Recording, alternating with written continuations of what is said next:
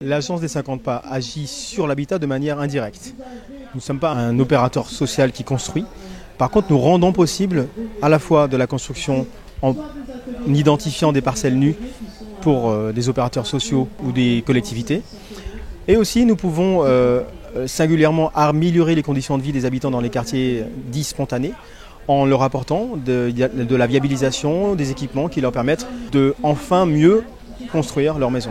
La régularisation foncière, c'est effectivement la première mission de l'agence des 50 pas géométriques, qui consiste à permettre aux occupants qui remplissent un certain nombre de conditions de devenir propriétaires. Cette mission s'accompagne aussi d'un vrai suivi et d'une vraie amélioration des qualités de vie des quartiers. C'est rendre possible la propriété privée, la privatisation du sol sur lequel les occupants ont construit de manière illicite. À partir du moment où l'occupant a fait sa demande de cession, qu'il a obtenu sa demande de cession, il devient du coup un ambassadeur.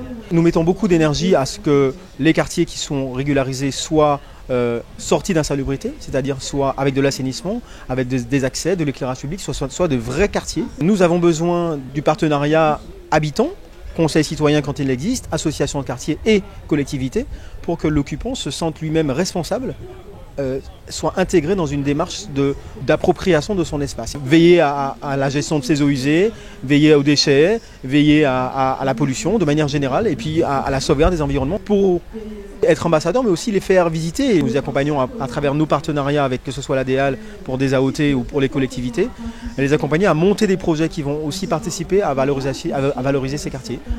Des boutiques de proximité, activités kayak quand on s'entend en bord de mer, randonnée, marche, voilà, toutes ces activités qui sont toujours dans un esprit de protection et de sensibilisation à la fragilité des sites littoraux.